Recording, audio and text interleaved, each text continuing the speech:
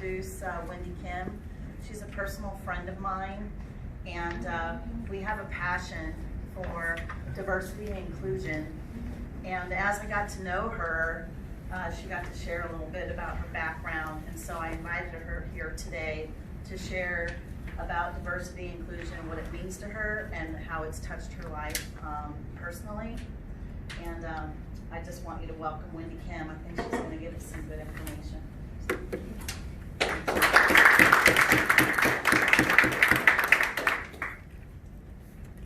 Thank you so much. I'm so happy to be here. I don't love this here, but I will work with it. Well, first I want to thank my friend Veronica for inviting me here. And Veronica is definitely a stand for diversity and inclusion. So I want to thank you, Veronica. I want to thank Reza, who's manning the awesome Samsung video for us today. Thank you for allowing me to be here today. So I want to talk to you about the power of blending in. And the reason I want to talk to you about this is because most of my life, I didn't feel like I could make a difference, and I felt like I just needed to blend in. So this started off, I, in my younger years, was raised in Pittsburgh, Pennsylvania.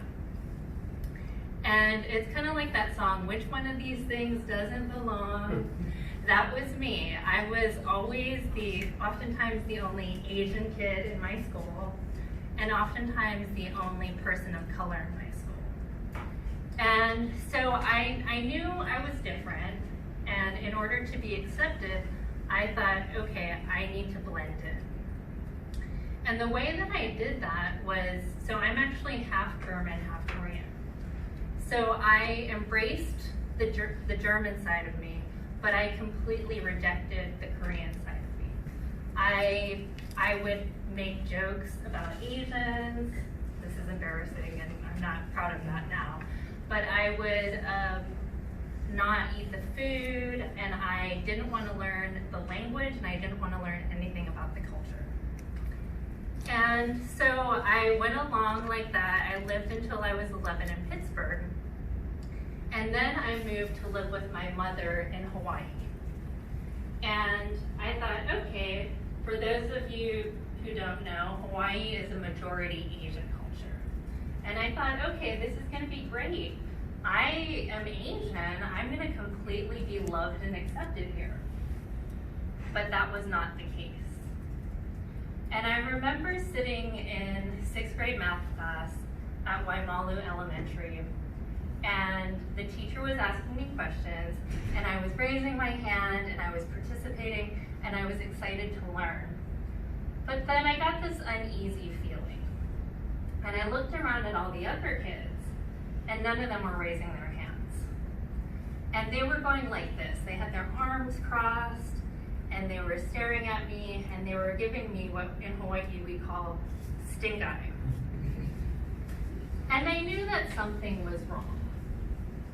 So after class, one of my classmates came up to me and she goes, Wendy, you're such a show-off. We know all the answers, but we never raise our hands. And so from that point on, I thought, wow, I'm in a really different culture here. In order to blend in order to be accepted, I need to change who I am. And the way that I did that was I played it cool. I was always the one in the back row. I didn't speak up, and I thought, okay, if I just blend in, then I'll be accepted into this culture. And so I continued that. I lived a life of how can I make other people happy? And in our culture, and the culture I come from, it was about getting good grades and achieving. I desperately wanted to make my mother happy. So my mother is Korean. She moved to America when she was young. She did not have a college education, and she came from a very poor background. So I thought, okay, well, I want to live the American dream for my mother, to make her proud and to be accepted again. So I got good grades, I went to a good college, And I kept going with what I thought other people wanted me to be, and kept going with that pattern of blending in. And so fast forward, I actually come from a tech background. I worked for many years at PlayStation, and the pattern of me on blending in continued there. And I remember sitting in a boardroom where I was a program manager, and I oftentimes was the only woman in the room. I was oftentimes the only person of color in the room. And again, I thought, what can I do to just fly under the radar? Because I'm so different. If I offer my perspective or my opinion, I won't be accepted, and I really had this belief that I couldn't make a difference. And so, again, also being a non-technical person, I thought I really had very little to say. So I would just try and get through the meeting. Like a meeting like this, I would be super quiet. I would maybe ask a question to not seem like a complete idiot. But again, I just wanted to blend in. But I got to the point when I was in my mid-30s, and yes, I know that's hard to believe, right, that I'm that age. But I got to the point when I was in my mid-30s, and that way of life and that way of being started to catch up with me. I didn't feel fulfilled, and I wasn't happy. And I remember sitting in front of my computer having kind of like this midlife crisis. And I sat there and I went, what if I wasn't meant to blend in? And so I would ask you that question. What if you weren't meant to blend in? And so I thought, okay, well, how do I go from wanting to completely blend in to actually believing that I could make a difference? That's a huge shift. So I started to explore coaching, I started to explore writing, and I came upon a study done by professors at Columbia University. And it was interesting because they studied people who were either in a relationship with someone from a different culture, or that even had thought of someone from a different culture. And they found that those people scored higher marks in creativity and innovation. And so as I started doing more of the research, I realized, wow, instead of feeling like there was something wrong with me because I was different, if I actually were to go into that boardroom again, being the only person of color, being the only woman, being the only non-technical person, I actually would have different perspectives that I could share with the group that would not only benefit me, but would benefit the group as a whole. And that's ultimately what I started to see. I started to see that when I kept quiet, not only was I hurting myself, I was hurting the whole team and the whole organization. And so the thing that I would say is that diversity and inclusion, as Reza said, it's not just a buzzword. It's not just something that's a good idea. Scientifically, when we have diverse teams, there's more innovation. There are better solutions. And I apologize in advance. I am going to make a Steve Jobs reference. Yes, here at Microsoft.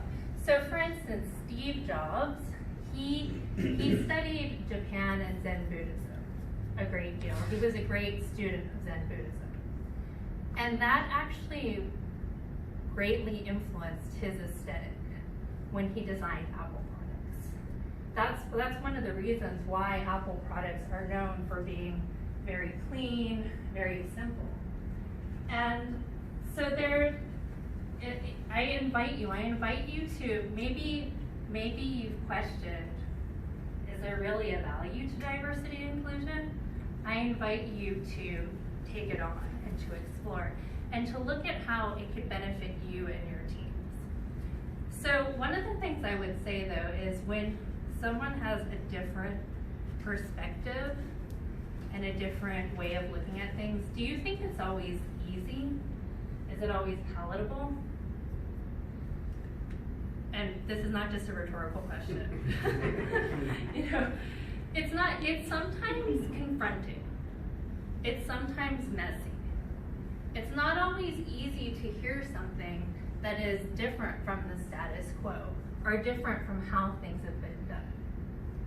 And so I invite you to be okay with that, to understand that it's not always going to be easy, it's not going to be comfortable, but it will elevate the entire group if we're open to allowing that. So I invite you to really explore the power of blending in, to invite the messiness, to invite the creativity, to invite the innovation that comes from going beyond blending in. Thank you.